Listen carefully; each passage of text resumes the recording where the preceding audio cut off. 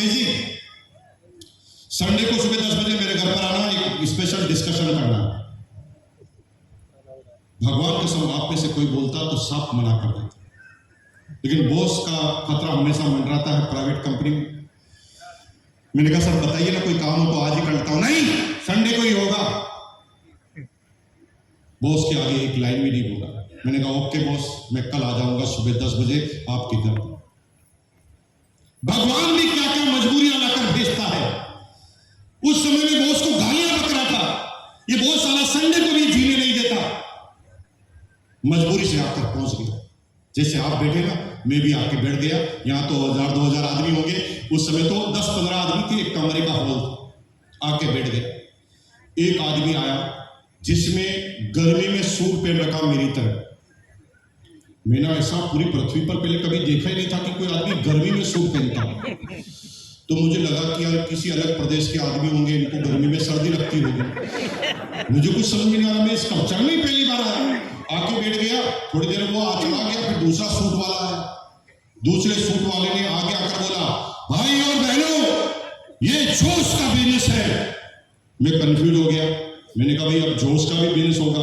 अब जोश का बिजनेस होगा तो जोश को पैक कैसे करेंगे, कितने ग्राम किसको दिया, हिसाब किताब कैसे होगा, कितने ग्राम तोला, तोल मोल कैसे होगा, कैसे आइडेंटिफाई करेंगे कि कितने ग्राम जोश किसको दिया। कुछ समझ में नहीं आ रहा। हंसी पे हंसी आ रही। मुझे कुछ समझ में नहीं आ रहा। वो बोल रहा, मैं हंस रहा हूं। मैंने कहा जोश का बिजनेस है, ये क्या बात हुई, जोश का भी कोई बिजनेस होता है। फिर तीसरा कार्टून आया।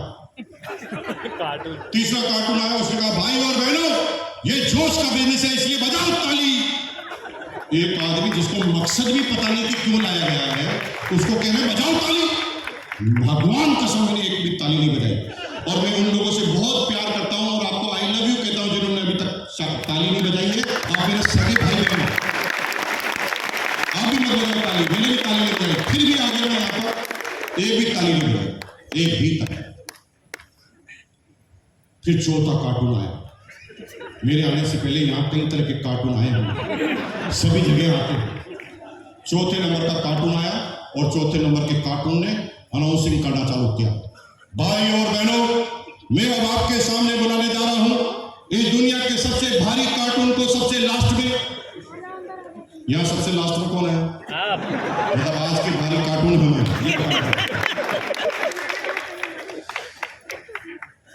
वो भारी कार्टून कौन थे जानना चाहते हैं? मेरी great great great great great great great great अपना बीसी छावड़ा सर। बीसी छावड़ा सर स्टेज पर आए। उस समय उनका उम्र लगभग 48-47 होगा। ब्लैक कलर का सूट पहन रखा, गोरा चिट्टा चेहरा, ये यंग और एकदम ऐसा लगता है जैसे हीरो आ गया। और वो स्टेज पर आए। मेरे को पहली बार थोड़ा कंफर्टेबल महसूस हुआ। मैंने कहा काम का आदमी आ रहा है। पहले रिलेशन देखे, पहली बार में आके मिलते ही लगा कि अरे पॉजिटिव आदमी है।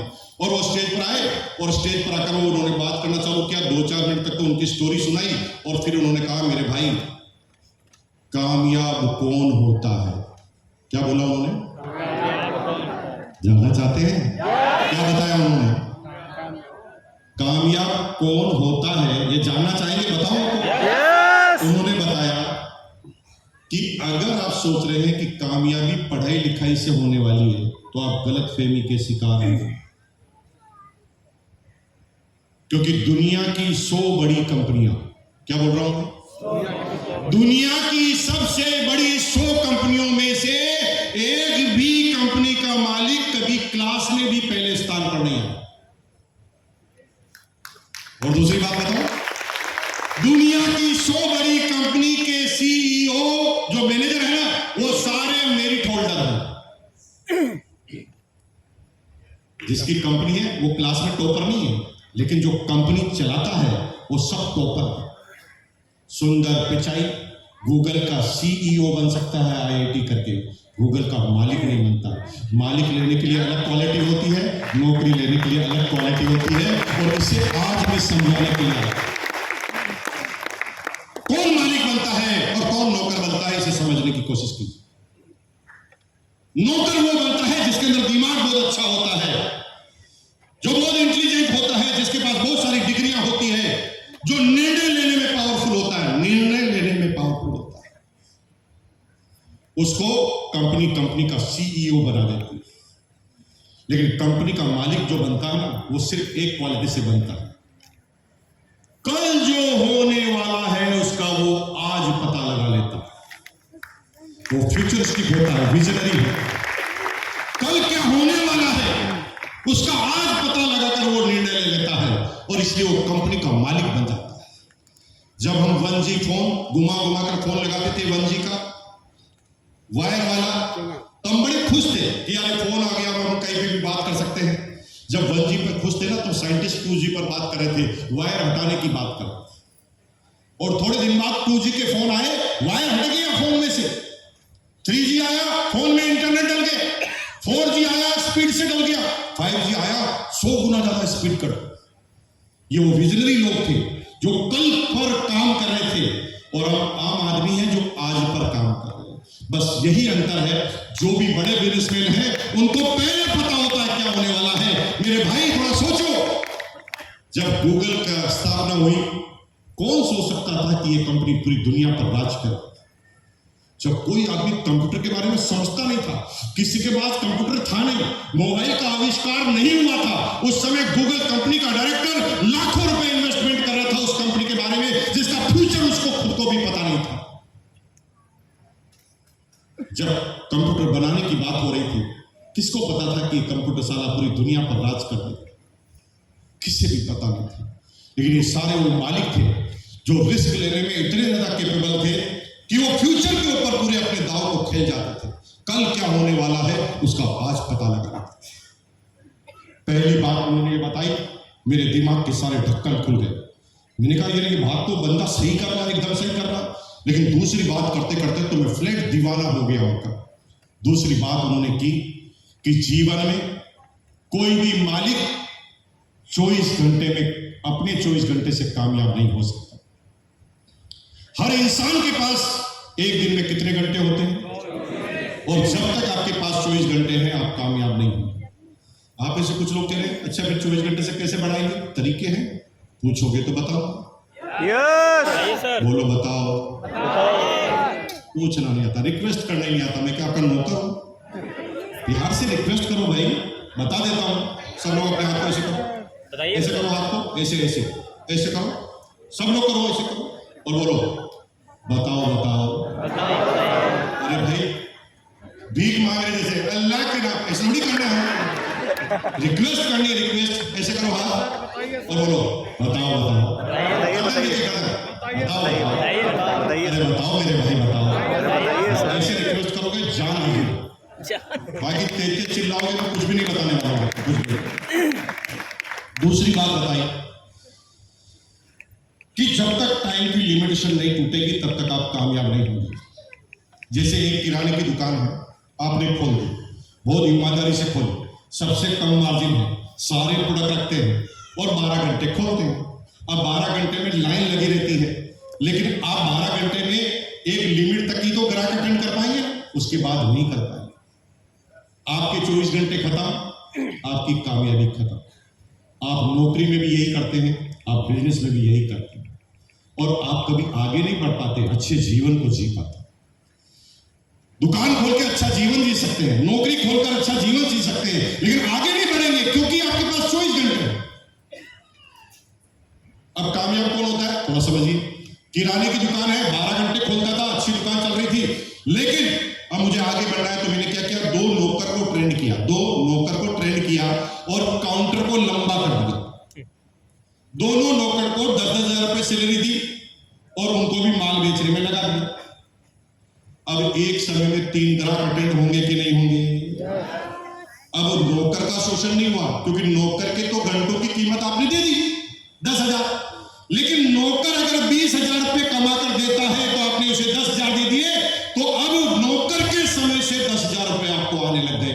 तो 20,000 में पहले कमाता था, अब 10,000 इनकी वजह से भी कमाने लग गया, 40,000, क्योंकि मेरे पास पहले 24 घंटे थे, अब 24 इनके भी मिल गए। और जब इस मल्टीप्लिकेशन की ताकत आपको पता चल जाती है तो दुनिया में वही लोग कामयाब होते हैं जो नेटवर्क बनाते हैं। टोयोटा दुनिया की सबसे बड़ी मोटर कंपनी है, उसका मालिक जब सोता है ना तब भी उसका काम चलता है क्योंकि उसका नेटवर्क है। पूरी दुनिया में 30,000 से ज्यादा डीलर टोयोटा के पाए जाते हैं।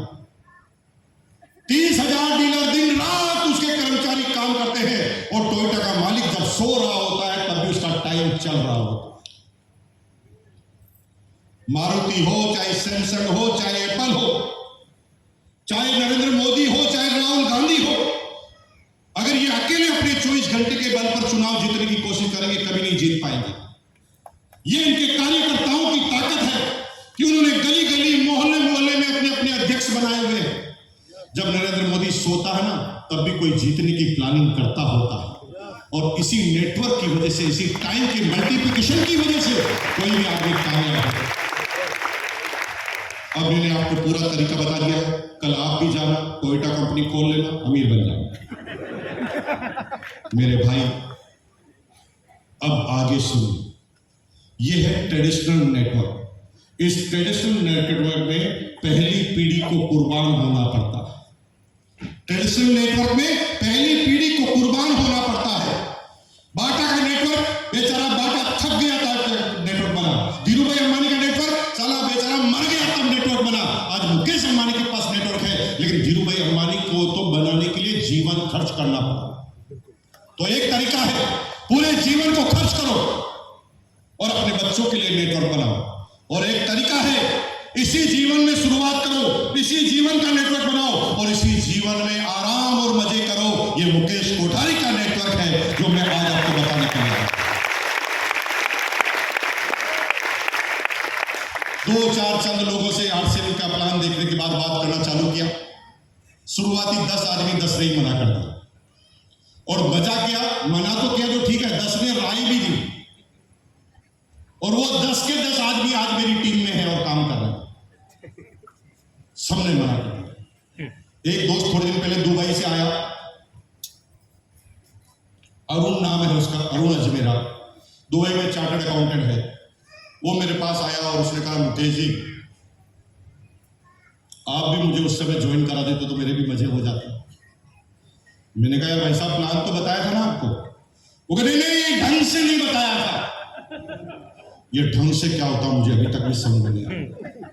जो आदमी वर्तमान को नहीं समझ पाए उसे कैसे ढंग से बताएंगे, ये समझ नहीं आया।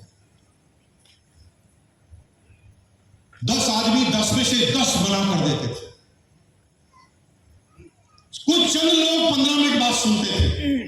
आधे आदमी तो बच्चा समझकर टाल देते थे, और बुजुर्ग आदमी अपने बाल दिखाकर टाल देते थे। ये बाल ना धूप में सफेद नहीं हुए, डायलॉग बोल के टाल देते। कठिन संघर्ष के बाद कोई 1-2 आदमी मिलते थे जो हमारी बात को समझते थे। उन 2-4 आदमियों से काम करना चालू किया। इस बिजनेस में कामयाब होने के लिए ज्यादा आदमियों के साथ जानकारी होना जरूरी नहीं है, क्योंकि हर आदमी एक आदमी को जानता है जो आपको नहीं जानता। नेटवर्क की पावर को समझना है तो कोरोना की बीमारी को समझ जाइए, आपको नेटवर्क की पावर समझ जाएगी। कोरोना चाइना से फैला, ऐसा सूत्र बताते हैं। चाइना से इंडिया वाले बहुत खुश थे, साला चाइना दुश्मन भी है, साला मरे सब लोग, हमें क्या लेना देना। हम कोरोना से जो कंट्री है उससे सारी फ्लाइट रोक देंगे चाइना से, फिर हमें तो कोरोना होगा नहीं। इंडिया वाले खुश हो गए, फ्लाइटें रोक दी, सारे बाजार बंद कर दिए, और खुश हो रहे हैं कि हमें नेटवर्क में फायदा नहीं हो, हम बीमार नहीं होंगे। अब क्या हुआ, चाइना का आदमी अमेरिका में गया, वहां अपना नेटवर्क बढ़ा के आ गया। अमेरिका का आदमी फ्रांस में गया, फ्रांस में नेटवर्क बढ़ा के आ गया। फ्रांस का आदमी ऑस्ट्रेलिया में गया, ऑस्ट्रेलिया में नेटवर्क बढ़ा के चला गया। लेकिन इंडिया का आदमी ऑस्ट्रेलिया में चला गया, वो नेटवर्क लेकर आ गया, और इंडिया में आते साला 3 महीने में तो पूरी दुनिया में धूम मचा दी। जिसको कोई चाहता नहीं था उसका नेटवर्क सब जगह हो गया। मेरे भाई, नेटवर्क का मतलब समझिए। मेरे खानदान के किसी आदमी ने वाराणसी में कदम भी नहीं रखा, और आज वाराणसी में मेरी टीम में हजारों आदमी काम करते हैं, और 2-2 हजार आदमी तो सेमिनार में आते हैं। मैं थोड़ी जानता हूं आपका, मेरी कोई रिश्तेदारी नहीं है आपसे। अब हुआ क्या कि मैंने अपने साले को बताया, साले ने उसके साले को बताया, उसके साले ने उसके साले को बता दिया, फिर साले ने साले को बता दिया, साले ने साले, साले ने साले, साले साले साले साले, सब साले आ गए तो फिर कौन से बच जाएंगे साले। हो गया नेटवर्क। यही तो मैं दो आदमी को जानता हूं, लेकिन ये भी तो दो ऐसे आदमी को जानता है जिनको मैं नहीं जानता, और उसी पर भी तो मुझे काम करना है। मैंने क्या क्या खोदना चालू किया, मैंने इनको ज्वाइन कराया और मैंने इनके नेटवर्क को खोदना चालू किया, तो इन्होंने इनके जीजा और साले को मिला दिया, इनको मैंने साइड में किया। अब जीजा साले को खोदना चालू कर दिया, तो इन्होंने इनके जीजा साले को मिला दिया, मैंने उनको खोदना चालू कर दिया। ऐसे जीजा साले को खोदते खोदते खोदते खोदते मैं वाराणसी में आ गया। किसका जीजा कहां पर किसका साला है मुझे थोड़ी पता। ये नेटवर्क की पावर है और उसका नतीजा है आज मेरी टीम में 1.5 करोड़ लोगों का नेटवर्क है। कितना कितना बोलो? 1.5 करोड़। 1.5 करोड़। कितना? 1.5 करोड़। कितने जीरो होते हैं 1.5 करोड़ में?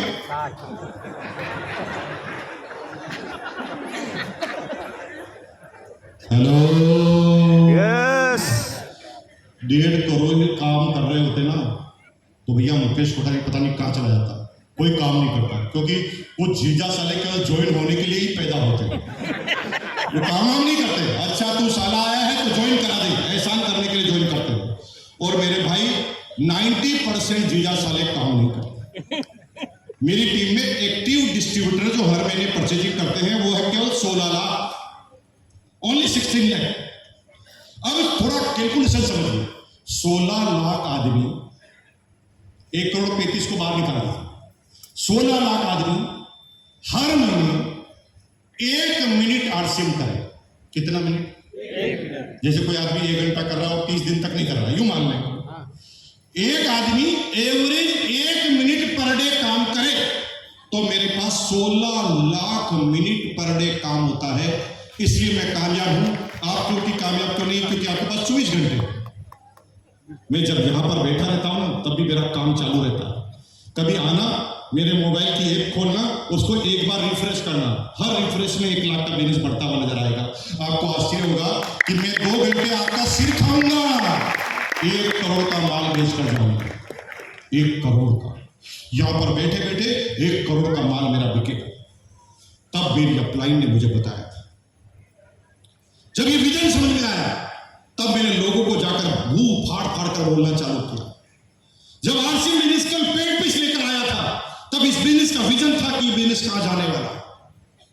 जब टीसी छाबड़ा जी ने नहीं सोचा था ना कि क्या क्या प्रोडक्ट आएंगे, तब हमने उन प्रोडक्टों के नाम लेना चालू कर दिया था।